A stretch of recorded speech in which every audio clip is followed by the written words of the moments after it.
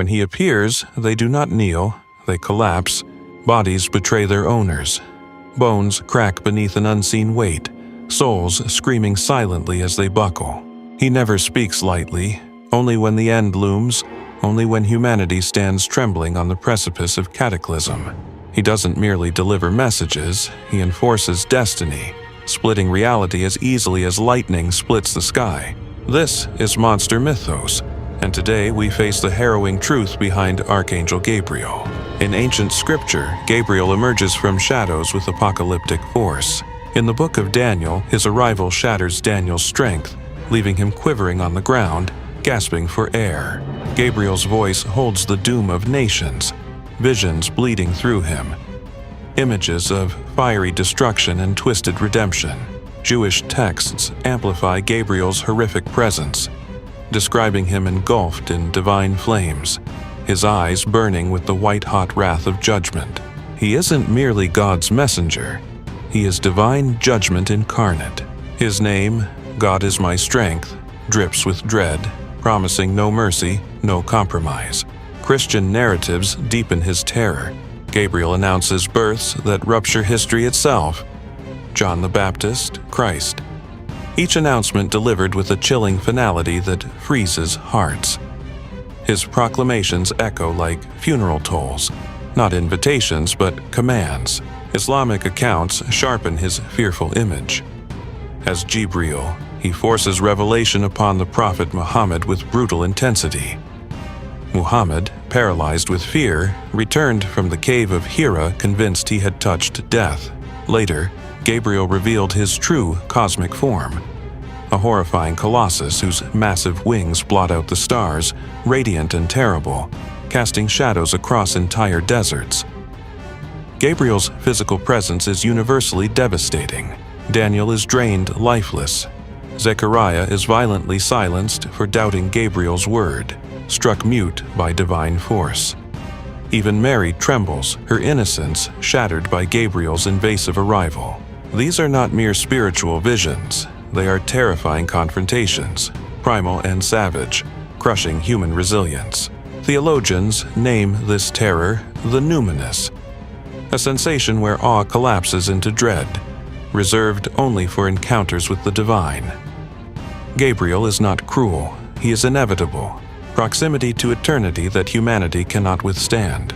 His presence exposes our deepest frailties, showing humans as helpless, insignificant, disposable. Not all angels share Gabriel's darkness. Michael fights valiantly to protect humanity. Raphael offers soothing comfort, quietly guiding souls. But Gabriel is an entity of pure dread. He does not guard nor gently assist. His arrival heralds an irrevocable decision. He does not debate, he commands, reshaping reality with terrifying clarity. In ancient apocalyptic lore, Gabriel assumes a role of merciless enforcer.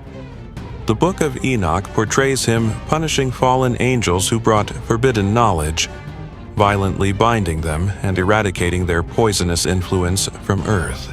He acts swiftly, ruthlessly, cleansing the world with surgical precision. Rabbinic texts describe Gabriel as the harbinger of devastation, descending upon Sodom and Gomorrah like a storm, annihilating entire civilizations into smoldering ruins. In chilling whispers, apocryphal Christian writings hint at Gabriel judging souls, emotionless and clinical, a celestial inquisitor who measures worth in cold silence. Gabriel never intervenes prematurely. He waits patiently, terrifyingly still, only moving when judgment is decided. His strike is precise, unrelenting, inescapable. Muhammad's encounter with Gabriel was traumatic.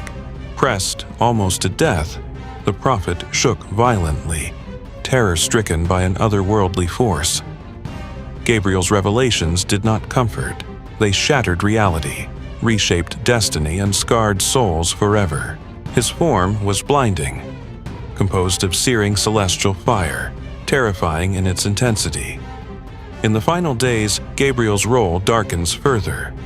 Christian Apocalypse describes him holding the trumpet of annihilation. His blast tears the fabric between life and death. Mountains collapse, oceans dry, graves rupture. His trumpet call is a chilling summons, unraveling existence in a single, devastating sound. Islamic prophecy similarly positions Gabriel at creation's undoing. Though Israfil wields the trumpet, Gabriel remains ever present amid cosmic chaos, overseeing the final collapse with ruthless precision, ensuring nothing escapes its ordained end. Gabriel's horror stems not from violence, but from absolute clarity. His presence annihilates comforting illusions, ripping away layers of human identity. He exposes raw truths that humanity desperately seeks to hide. Confronted by Gabriel, the self disintegrates into terror-filled reverence, helpless before an infinite force. Modern spirituality attempts to tame Gabriel, reducing him to a gentle guardian of intuition and peace. Yet, the true Gabriel defies this softening. Scripture refuses comfort.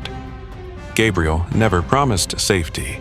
He arrives with shattering inevitability, a living nightmare of blazing certainty and unyielding truth.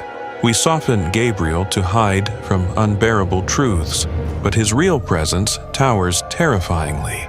Brilliant, overwhelming, relentless. Not a gentle guide, but a burning blaze incinerating false realities. Why is Archangel Gabriel terrifying? Because his voice ignites prophecy, topples kingdoms, splits reality in two. He does not soothe fears, he embodies them. Gabriel is not a whisper, but a scream from the heavens. A scream that echoes forever, relentless, terrifying, unstoppable.